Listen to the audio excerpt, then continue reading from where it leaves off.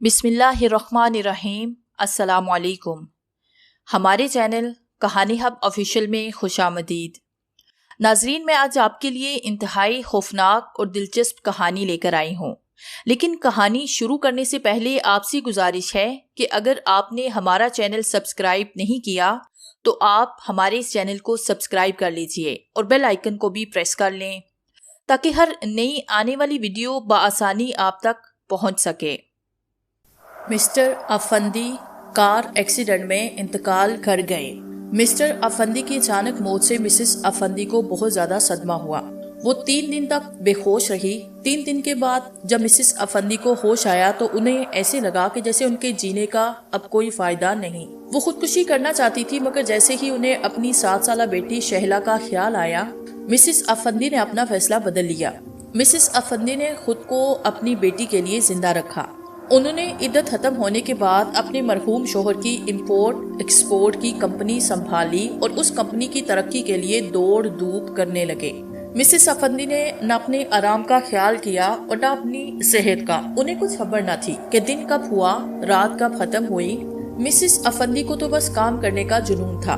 वो अपने मरहूम शोहर की कंपनी मुल्क की नामवर कंपनियों में शुमार करवाना चाहती थी। ऐसी जदोजहद में उन्हें अपनी इकलौती बेटी का ख्याल भी न रहा। उन्होंने शहला के लिए एक गोरंस मुकर्रर कर दी, मगर दुनिया की कोई औरत माँ की जगह नहीं ले सकती। शहला के साथ भी कुछ ऐसा ही हुआ। वो एहसासे कमतरी का शिकार हो गई। दिन तेजी से गुजरने लगे। शहला ने मैट्रिक का इम्तिहान 2nd डिवीजन से पास किया और कॉलेज में एडमिशन ले लिया। कॉलेज में उसकी दोस्ती सना से हुई, जो कि खूबसूरत, हंसमुस और बातूनी लड़की थी। सना के 3 दोस्त और थे, जिनमें 2 लड़के और 1 लड़की थी, इरम, इमरान और सैफ। इरम और इमरान की मंगनी हो चुकी थी। सैफ भी इनका क्लास फेलो था। शहला को सैफ पहली नजर में पसंद आया। सना ग्रुप से दोस्ती करने की एक वजह ये भी थी कि शहला सैफ को अपना दिल दे बैठी थी। एक दफा तमाम दोस्तों ने मिलकर पिकनिक मनाने का फैसला किया। चीजें खरीद के वो लोग पिकनिक की जगह पे इकट्ठे हुए। वहाँ से बहुत सी बातें की, फिर क्रिकेट खेली। उसके बाद रॉकेट टेनिस से बैडमिंटन का आगाज किया और जब वो थके तो शाम होने से काफी देर पहले उन्होंने पार्सल गेम का आगाज किया। सैफ के साथ सनास और सामने शहला बैठी थी, जबकि इरम और इमरान आमने सामने बैठे थे। ये तमाम लोग दायरे की सूरत में बैठे थे। अचानक डिब्बा सैफ के हाथ में रुका। पर्ची पे लिखा था कि सामने वाले को रोमांटिक डायलॉग कहो। सैफ के सामने शहला बैठी थी। जब सना ने लिखी हुई बात को जोर से पढ़ा तो शहला को ऐसे लगा जैसे उसके दिल के तारों को किसी ने छेड़ दिया हो। मारे खुशी के उसका चेहरा सुर्ख हुआ। सैफ ने पर्ची को फौरन फाड़ा और कहा, मुझ पे जुर्माना हो गया, इसलिए मैं शाम को आइसक्रीम खिलाऊंगा। शहला को सैफ का ऐसे करना बुरा लगा, मगर उसने इजहार ना किया। गेम फिर से शुरू हो गई। फिजा में फिर कहे गूंजते रहे। सैफ पे एक बार फिर बारी आई। इस बार पर्ची पे लिखा था कि अपनी पसंदीदा शख्सियत को फूल दो। सैफ फौरन भागा और एक गुलाब तोड़ के लाया और सना को दे दिया। सब हंसने लगे, मगर शहला के अंदर तो गोया किसी ने आग लगा दी। वो सबको छोड़ के वहाँ से चली गई। घर आके उसने खुद को कमरे में बंद किया और ड्रेसिंग टेबल के आईने के सामने खड़ी हो गई और रोने लगी। उसे खुद पे गुस्सा आया कि वो बहुत ज्यादा खूबसूरत क्यों नहीं, सैफ उसे क्यों नहीं चाहता। गुस्से में आके उसने आईने को तोड़ा और वहीं बैठ के रोने लगी और बेहोश हो गई।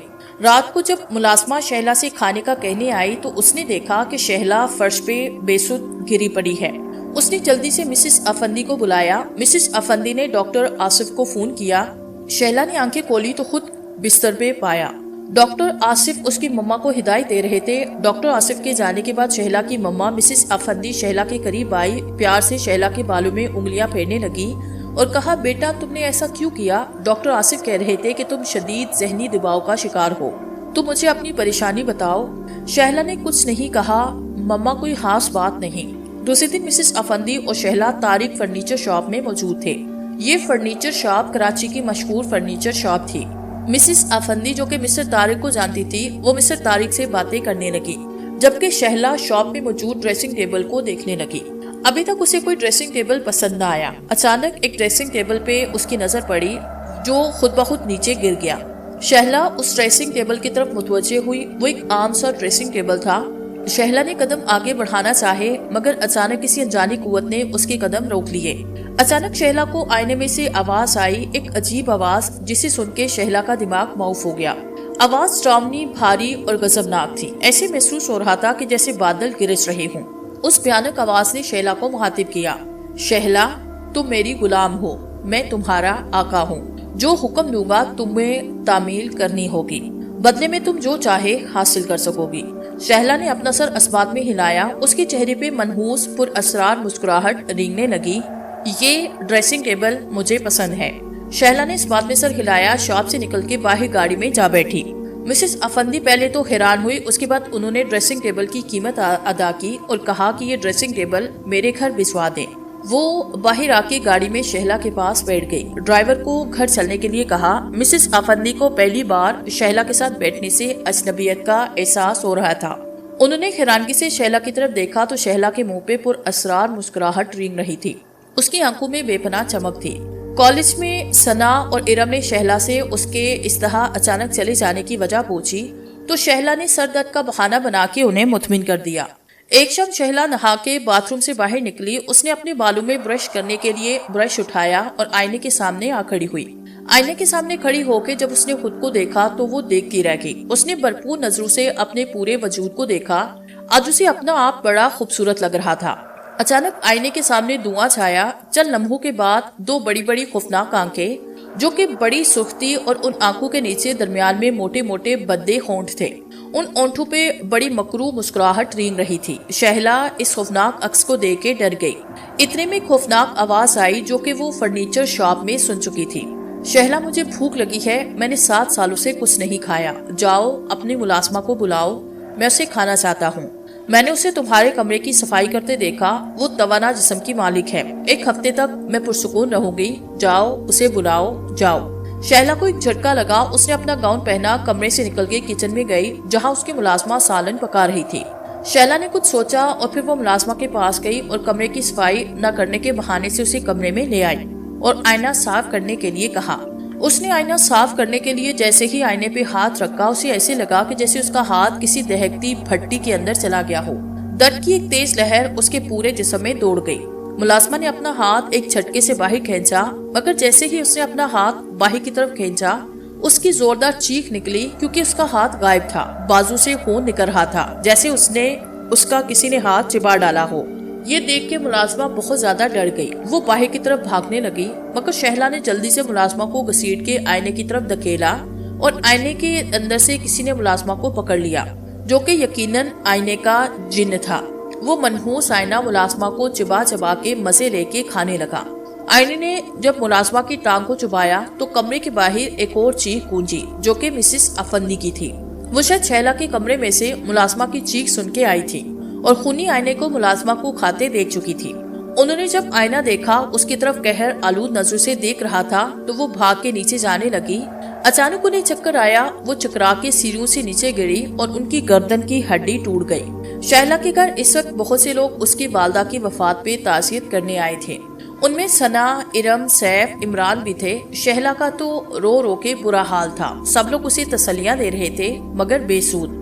رات کو جب سب چلے گئے، ارم عمران نے فیصلہ کیا کہ وہ شہلا کے گھر رہیں گے کیونکہ ابھی شہلا کا غم تازہ تھا، شہلا کو اکیلا چھوڑنا ٹھیک نہ تھا۔ جبکہ ثنا اور سیف اپنے اپنے گھر چلے گئے۔ رات کو ارم کو پیاس لگی، اس نے جگ کی طرف دیکھا جو کہ خالی تھا، چنانچہ ارم نے جگ اٹھایا۔ وہ کچن سے پانی لینے کے لیے کمرے سے باہر آئی۔ کچن کی طرف جاتے ہوئے ارم شہلا کے کمرے کے سامنے سے گزری تو وہ ٹھٹک کے رک گئی کیونکہ شہلا کے کمرے سے باتیں کرنے کی آوازیں آ رہی تھی۔ ارم بڑی حیران ہوئی کیونکہ عمران تو نیچے والے کمرے میں سو رہا تھا، چوکیدار گیٹ پہ تھا، ملازمہ کافی دنوں سے لاپتہ تھی، پھر شہلا کس سے باتیں کر رہی ہے۔ ارم کافی دیر ٹھہری رہی، پھر وہ شہلا کے کمرے کے قریب گئی، دیوار کے ساتھ کان لگائے تو وہ حیران رہ گئی۔ اندر سے شہلا کے رونے کی آواز آ رہی تھی اور ایک مردانہ بھاری آواز جو کہ شہلا سے کہہ رہی تھی کہ تمہاری مما کو ختم کرنا ضروری تھا کیونکہ وہ میری اصلیت جان چکی تھی، اگر میں اسے پر وقت ختم نہ کرتا تو وہ ہمارے لیے خطرہ بن جاتی۔ ارم کے ذہن میں آندیاں چلنے لگی، اس کا مطلب ہے کہ آنٹی کو قتل کیا گیا ہے، مگر کیوں؟ ارم بڑبڑائی۔ اس نے تجسس کے مارے کمرے کے دروازے کی چابی کے سوراخ سے اندر جھانکا تو اس کے منہ سے چیخ نکلتے نکلتے رہ گئی۔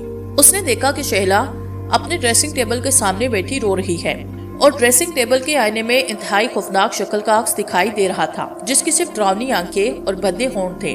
یہ خوفناک منظر دیکھ کے ارم کا دل بری طرح سے دھڑکنے لگا۔ وہ فوراً اٹھی اور آرام سے سیڑھیاں اترتی ہوئی عمران کے کمرے میں آئی۔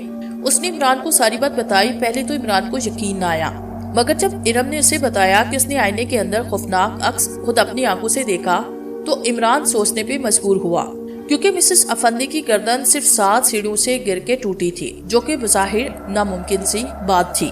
عمران کچھ سے سوچتا رہا اب وہ کیا کرے۔ پھر اچانک اس نے ٹیلی فون اٹھایا، سیف کے گھر فون کیا۔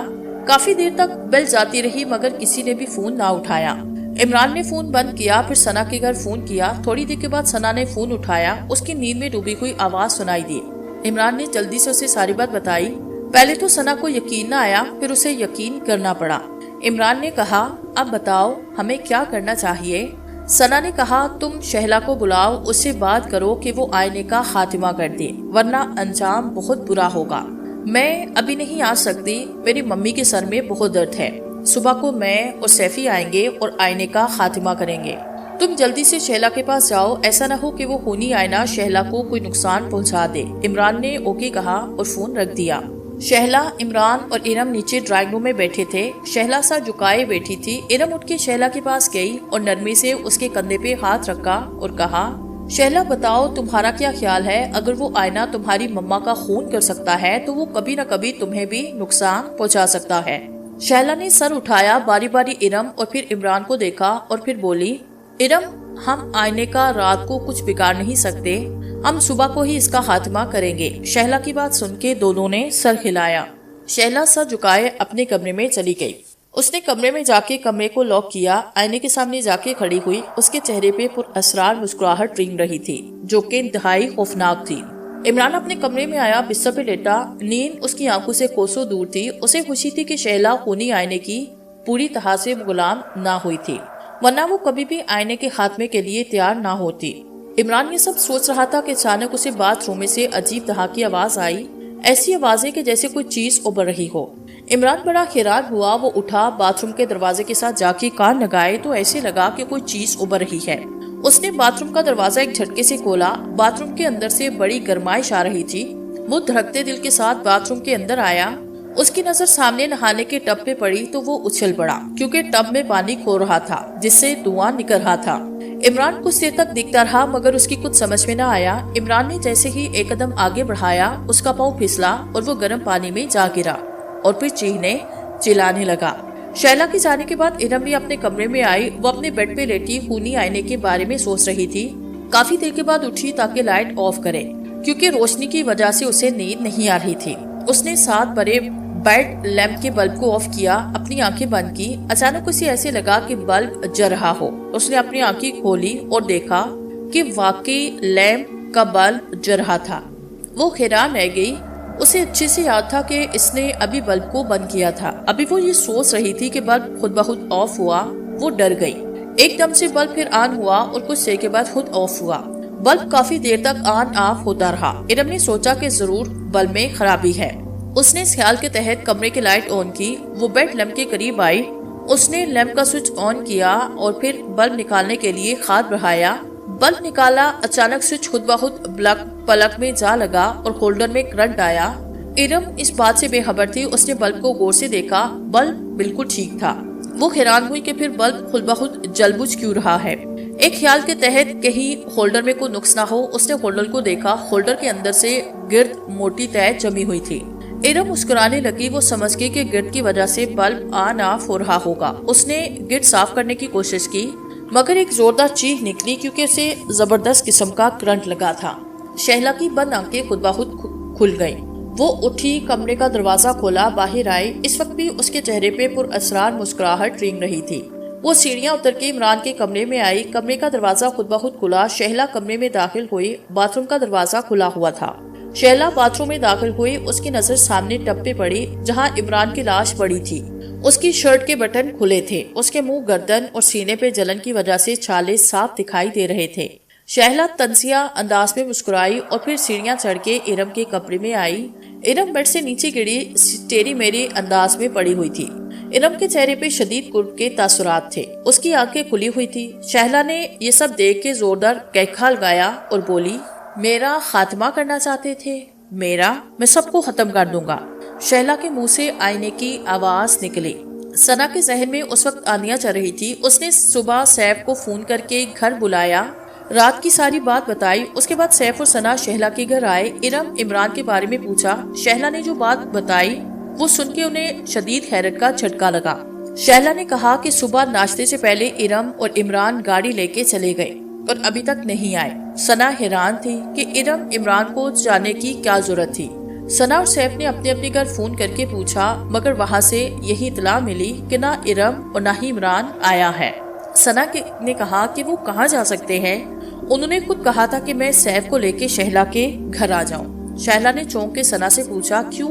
انہوں نے تمہیں کیوں بلایا؟ اس سے پہلے کہ ثنا کچھ کہتی سیف بول اٹھا، وہ کہہ رہے تھے کہ ان لوگوں کو کوئی ضروری بات کرنی تھی، یہ نہیں بتایا کہ کیا ضروری بات کرنی تھی۔ خیر، جب وہ لوگ آئے تو ہمیں اطلاع کرنا میرے موبائل پہ، میں اور ثنا جا کے پولیس میں خبر کرتے ہیں۔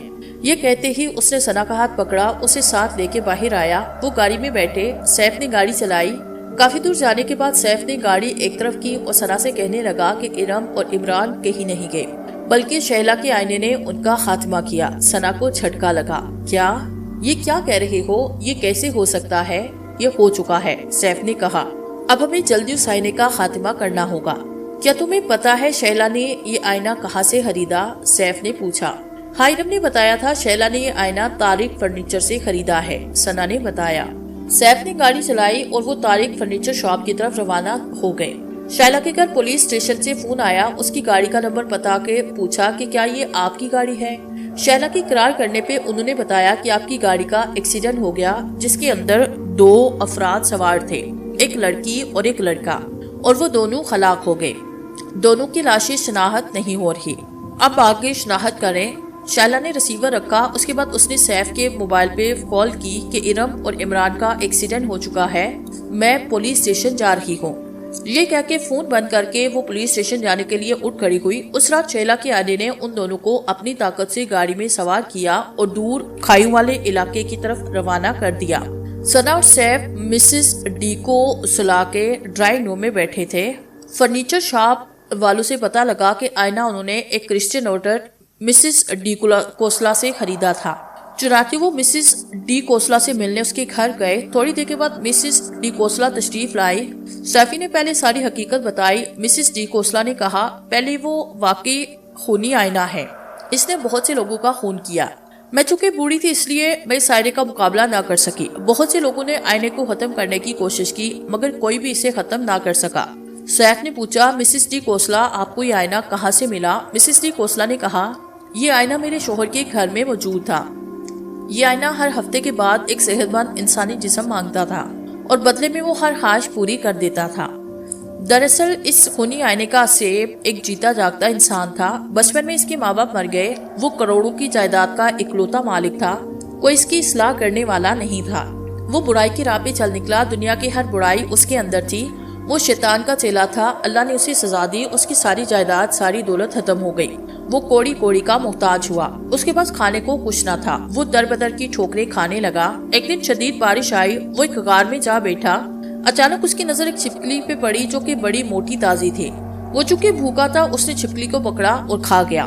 بھوک میں اسے چھپکلی بڑی مزے کی لگی، اس نے وہاں پہ موجود 2-3 چھپکلیوں کو کھایا اور بھوک مٹائی اور وہیں سو گیا۔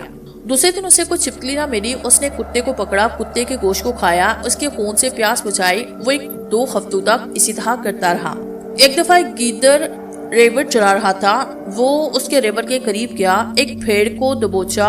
وہ بھیڑ کو کھانے ہی لگا تھا کہ اتنے میں گیڑیے نے اسے زوردار دھکا دیا، بھیڑ اس کے پنجے سے نکل کے بھاگ گئی۔ اس شخص نے غصے میں آ کے گڈریے پہ دانت گاڑے، وہ کافی دیر تک اس کا خون پیتا رہا۔ جب پی چکا تو اس نے گڈریے کی لاش ادھیڑ دی، اس کے گوشت کو کھانے لگا۔ اسے پہلی بار زندگی کا مزہ آیا، اس نے خوب سیر ہو کے کھایا، پھر وہاں سے بھاگ گیا۔ 1 ہفتے تک اسے خوراک کی طلب نہ ہوئی، پھر 1 ہفتے کے بعد اس نے ایک عورت کو قتل کیا اور اپنی خوراک بنایا۔ ایسے وہ لوگوں کو مارتا رہا، پولیس چوکنے ہو گئی کیونکہ آئے دن لوگوں کی ادھری ہوئی لاشیں ملنے لگی، لوگ گھروں میں دب کے رہتے۔ ایک دفعہ ایک 10 سالہ معصوم لڑکی کا گوشت کھا رہا تھا، पुलिस ने इसे गिरफ्तार किया, इसे सजाए मौत दे दी। फांसी के तख्ते पे उसकी लाश 3.5 घंटे तक तड़पती रही। मेरा शोहर जो कि पुलिस इंस्पेक्टर था वो इस बात का गवाह है, क्योंकि उसी के सामने उसे फांसी दी गई। चूँकि इस शख्स का नामा इमाल स्याह था और ये बदकार इंसान था, चुनाचे उसकी आत्मा आसमान पे ना जा सकी और जमीन पे भटकती रही। एक दफा मेरे शोहर ने ख्वाब में देखा कि वही आदमी जो कि फांसी पे चढ़ाया जा चुका है वो मेरे शोहर के पास बैठा है और मेरे शोहर से कहता है, मैं बहुत भूखा हूँ, मैं कुछ खा भी नहीं सकता क्योंकि मैं एक बदरू हूँ, इसलिए मैं कुछ नहीं कर सकता, लिहाजा अब तुम मेरे दिल पर ये खंजर पेवस करो। ऐसे मेरी गंदी आत्मा इस आईने में एक ड्रेसिंग टेबल में जो साथ पड़ी थी चली जाएगी। इस आईने में मेरी आत्मा जाने के बाद मैं शैतानी ताकतों का मालिक हो जाऊंगा और ताकतवर बन जाऊंगा। फिर तुम मेरे पैरोकार बन जाओगे और हफ्ते बाद एक सेहतमंद जिस्म की मालिक औरत या मर्द लेके आना, मैं इससे अपनी भूख मिटाऊंगा। ये कहते ही वो शख्स एक मेज पे लेटा। मेरे शोहर ने खंजर उठा के उसके सीने में डाला। खंजर घूमते ही उस शख्स के सीने में से खून का फवारा निकला और मेरे शोहर के कपड़ों पे आन गिरा।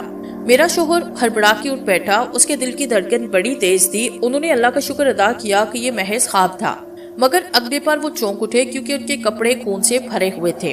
उसके बाद हर हफ्ते मेरे शोहर को ख्वाब में नजर आता कि वो किसी शख्स को पकड़ के लाते और ड्रेसिंग टेबल की तरफ धकेल देते। वो इन ख्वाबों से बड़े परेशान रहने लगे क्योंकि वो जिस शख्स का ख्वाब में खून होता देखते, ख्वाब के बाद वो शख्स लापता हो जाता। मेरे शोहर की तरक्की हो गई और वो DSP बन गए। मेरी उनसे शादी हो गई। हर हफ्ते के बाद मैं अपने माँ बाप के घर जाती, इसलिए मैं उस बात से आगाह ना हो सकी। शादी के 1.5 साल के बाद मैं हस्बी आदत हफ्ते के आखिरी दिन अपने मेके जा रही थी कि मैं रास्ते से ही वापस आई क्योंकि मुझे कोई टैक्सी ना मिली और मेरे पाँव में मोच आई, लिहाजा मुझे घर वापस आना पड़ा। मैं घर आई तो मैंने बड़ा दिलखराश मंजर देखा। मेरे शोहर हमारे पड़ोस में रहने वाले मिस्टर असगर, जो कि बेहोश हैं, घसीट के तहखाने में लेकर जा रहे थे जो हर वक्त बंद रहता। मैं हैरान हुई। उसके बाद मेरे शोहर मिस्टर असफर को तहखाने में छोड़ के वापस बेडरूम में जाके सो गई। मैंने फौरन अपने शोहर को जगाया, वो उठ बैठे। मैंने पूछा कि आपने मिस्टर असफर को तहखाने में क्यों बंद किया। मेरे शोहर मेरा मुंह तकने लगे।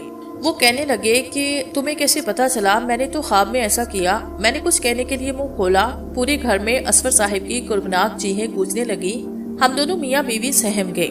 मैंने अपने शोहर से कहा कि हम पुलिस बुलाते हैं। मैंने फोन उठाया तो फोन बंद था। इतने में किसी के चलने की आवाज आई। अचानक दरवाजा खुला। हमारे सामने ड्रेसिंग टेबल खड़ा था। उसके आईने में बड़ा ही भयानक अक्स था जिसे देख के मेरी रूह कांप गई। वो आईना बड़ा ही भयानक था। आईना हमसे मुखातिब हुआ, हमें अपनी माजी के मुतालिक बताया और फिर कहा कि अगर तुम लोगों ने मेरे बारे में किसी को बताया तो मैं तुम्हें खत्म कर दूंगा। हम लोग डर गए। कुछ अरसे के बाद मेरे शोहर एक कार एक्सीडेंट में मारे गए। मैंने वो आईना तारिक रोड फर्नीचर वालों को बेच दिया, जलाने के लिए कहा, मगर उन्होंने बेचने के चक्कर में उसे ना जलाया। हालांकि मैंने उन्हें सारी बात बताई। मेरे शोहर ने मुझे ये हंजर भी दिया। मिसेस डिकोसला ने हंजर दिखाया और कहा, ये हंजर अगर उस आईने में घोंप दिया जाए तो आईना खत्म हो जाएगा। मिसेस डिकोसला पूरी तफसील बताई, जिसे सुन के सना सैफ हैरान हुए। सैफ ने मिसेस डिकोसला से कहा, आप मुझे ये खंजर दे दे, मैं इंशाल्लाह उस खूनी आईने का खात्मा करूंगा। सैफ ने पुरज़म लहजे में कहा। मिसेस डिकोसला ने कहा, हाँ जरूर, मैं फादर जॉर्ज से तुम्हारे लिए मुकद्दस पानी लाऊंगी। तुम उस मुकद्दस पानी से नहाना, ऐसे वो तुम्हारा आईना कुछ भी बिगाड़ ना सकेगा। सना ने वो खंजर लेके अपनी पर्स में रखा और कहा, हम कब तक मुकद्दस पानी लेने के लिए आए? मिसेस डिकोसला ने कहा, अब तो फादर जॉर्ज इबादत कर रहे होंगे, तुम लोग कल 9 बजे के बाद आना। इसके बाद सना और सैफ वहाँ से चले गए। अगले दिन मिसेस डिकोसला को 8:30 बजे चर्च में हमने पाया और फादर जॉर्ज को बुलाया। दूसरी तरफ से कहा गया, मैडम थोड़ी देर इंतजार करें, फादर अभी आ रहे हैं। मिसेस डिकोसला ने ओके कहा और होल्ड करने लगी। अचानक मिसेस डिकोसला को जोरदार करंट लगा। उनने रिसीवर को छोड़ा। हैरानगी से रिसीवर को देखा। रिसीवर में करंट कैसे आया? थोड़ी देर के बाद रिसीवर खुद ब खुद उठा। टेलीफोन की तार मिसेस डिकोसला के गले के इर्द गिर्द लपेटने लगी। मिसेस डिकोसला की गर्दन घुट गई और वो मर गई। सना और सैफ मिसेस डिकोसला के घर पे आए। उन्हें पुलिस मौजूद थी जो मिसेस डिकोसला के कत्ल की तफ्तीश कर रही थी। किसी ने मिसेस डिकोसला का गला घोंट के खत्म किया। सना और सैफ को फादर का पता न था कि कौन से फादर से मुकद्दस पानी लेना था, लिहाजा उन दोनों को नाकाम वापस आना पड़ा। रात को 12 बजे के करीब सना के कमरे में फोन की घंटी बजी। सना ने फोन उठाया तो वो उछल पड़ी क्योंकि फोन शैला का था। शैला उसे अपने घर आने का कह रही थी। शैला ने कहा कि अगर वो घर न आए तो अपनी मौत के खुद जिम्मेदार होगी। سنا پریشان ہو گئی. اس نے شہلا سے پوچھنا چاہا کہ وہ کیوں بلا رہی ہے، مگر شہلا نے فون بند کیا. سنا کچھ دیر تک سوچتی رہی. اس نے سیف کے گھر فون کیا مگر وہاں سے بھی کوئی فون ریسیو نہ کر رہا تھا. کافی دیر کے بعد سنا نے شہلا کے گھر جانے کا فیصلہ کیا. وہ جانے کے لیے باہر نکلی. اسے مسز ڈی کوسلا کا دیا ہوا خنجر یاد آیا. اس نے احتیاطاً وہ خنجر لیا اور اسے پرس میں ڈال دیا. سنا شہلا کے گھر میں داخل ہوئی. گیٹ پہ چوکیدار نہ تھا. گھر کی لائٹ بھی آف تھی. سنا نے دھڑکتے دل کے ساتھ گھر میں قدم رکھا. اس کا دل بری طرح دھڑک رہا تھا. اس نے ڈرتے ڈرتے قدم بڑھایا. پورے گھر میں اندھیرا تھا. سنا اس وقت ڈرائنگ روم میں موجود تھی. اسے شہلا کی آواز آئی، اوپر میرے کمرے میں آؤ. شہلا کی آواز ہر طرح کے جذبات سے آ رہی تھی. سنا اوپر چڑیاں چڑھنے لگی. وہ شہلا کے کمرے کے سامنے تھی. شہلا کے کمرے میں 0 وولٹ کا بلب روشن تھا. سنا جیسے ہی کمرے میں داخل ہوئی وہ کسی چیز سے ٹھوکر کھاتے کھاتے بچی. اس نے فوراً نیچے دیکھا تو اس کی چیخ نکل گئی کیونکہ وہ سیف کی لاش تھی. سیف کے منہ اور ناک سے خون نکل رہا تھا. سنا فوراً سیف کی لاش سے لپٹی اور کہا، اٹھو سیف، اٹھو، آنکھیں کھولو، یہ اب کبھی نہیں اٹھے گا. مار دیا میں نے اسے، شہلا نے کہا. کیوں؟ آہی کیوں مارا تم نے اسے؟ سنا نے چیختے ہوئے کہا. اس لیے کہ وہ تمہیں چاہتا تھا. میں نے تمہیں بلانے سے پہلے اسے بلایا. میں نے کہا کہ سنا میرے پاس ہے، اگر تم نہ آئے تو میں سنا کا خاتمہ کر دوں گی. یہ پاگلوں کی طرح دیوانہ وار میرے پاس بھاگ آیا. یہاں کہ میں نے اسے بتایا کہ میں نے جھوٹ بولا تھا. یہ واپس آنے لگا. میں نے اسے روکا. اسے کہا کہ میں تمہیں چاہتی ہوں، دل و جان سے چاہتی ہوں. میں تمہارے بغیر ایک پل بھی نہیں رہ سکتی. میں تمہاری دیوانی ہوں. تو اس نے میرے منہ پہ تماچا مارا اور یہاں سے جانے لگا. میں نے اسے مار دیا کیونکہ اگر یہ میرا نہیں ہو سکتا تو کسی کا نہیں ہو سکتا. شہلا نے کہا، ذلیل، کمینی، کتی، میں تیرا خون پی جاؤں گی، میں تجھے مار دوں گی. سنا غصے سے چیخنے لگی. پاگل مت بنو سنا. اس نے تمہیں تمہاری بکواس سننے کے لیے نہیں بلایا، بلکہ اس لیے بلایا کہ تم میرے آئینے کی ماتحت بن جاؤ تاکہ تم اور میں میرے آقا کے غلاموں میں اضافہ کر سکیں. شہلا نے سنا کو ڈانٹ کے کہا. سنا نے کہا، میں تجھے اور تیرے آئینے کو مار دوں گی. یہ کہہ کے وہ شہلا کے پاس تقریباً بھاگتے ہوئے گئی. اس کا گلا دبانے لگی. شہلا نے زور کا دھکا سنا کو دیا. سنا صوفے پہ جا گری. شہلا نے لوہے کا گلدان اٹھا کے سنا کی طرف دے مارا مگر سنا فوراً نیچے جھکی. اس کی نظر اپنے پرس پہ پڑی. سنا بجلی کی تیزی سے اپنے پرس کی طرف لپکی اور آنن فانن اس میں خنجر نکالا اور شہلا کو دے مارا. خنجر شہلا کے سینے میں لگا اور وہ نیچے گر کے تڑپنے لگی. سنا سیف کی لاش کو گھسیٹتی ہوئی کار میں لے آئی اور پولیس اسٹیشن فون کر دیا اور ساری حقیقت شروع سے لے کے آخر تک صاف صاف بتا دی. فیضان فرنیچر شاپ میں ایک لڑکا اور لڑکی داخل ہوئے جن کی کچھ دنوں کے بعد شادی ہونے والی تھی. وہ لوگ اپنے لیے اپنی پسند کا فرنیچر خریدنے آئے تھے. دونوں ادھر ادھر پڑی چیزوں کو دیکھنے لگے. اچانک ایک ڈریسنگ ٹیبل کا پردہ گرا. لڑکی نے سرسی طور پہ اس ڈریسنگ ٹیبل کو دیکھا. وہ آگے بڑھنے لگی مگر کسی انجانی قوت نے اس کے قدم روکے. لڑکی کو عجیب آواز آئی جسے سن کے لڑکی کا دماغ معاف ہوا. آواز بڑی بھیانک تھی کہ جیسے بادل گرج رہے ہوں. اس بھیانک آواز نے لڑکی کو مخاطب کیا، سعدیہ تم میری غلام ہو، میں تمہارا آقا ہوں. میں جو حکم دوں گا تمہیں تعمیل کرنی ہوگی، بدلے میں جو تم چاہو گی حاصل ہوگا. اس لڑکی نے جس کا نام سعدیہ تھا اسبات میں سر ہلایا. اس کا ہونے والا شوہر اس کے قریب آیا اور کہا، ڈارلنگ تمہیں یہ ڈریسنگ ٹیبل پسند ہے؟ لڑکی نے اسبات میں سر ہلایا. اس کے چہرے پہ پر اسرار مسکراہٹ رنگنے لگی. دراصل خونی آئینہ آسیبی تھا. پہلے بھی بہت سے لوگوں نے خونی آئینے کا خاتمہ کرنا چاہا مگر ان سے بھی یہی غلطی ہوئی کہ انہوں نے آئینے کے غلام کو خنجر سے مارا، حالانکہ اس مقدس خنجر سے آئینے پہ وار کرنا تھا. شیلا کی طرح بہت سی لڑکیاں بے گناہ موت کی گھاٹ اتار دی گئی اور نہ جانے اور کتنی بے گناہ ماری جائیں گی. شاید اب کوئی حقیقت کو جاننے کے بعد اس آئینے کا خاتمہ کر دے اور شیلا کی طرح اور بھی بہت سی بے گناہ روحوں کو سکون مل جائے.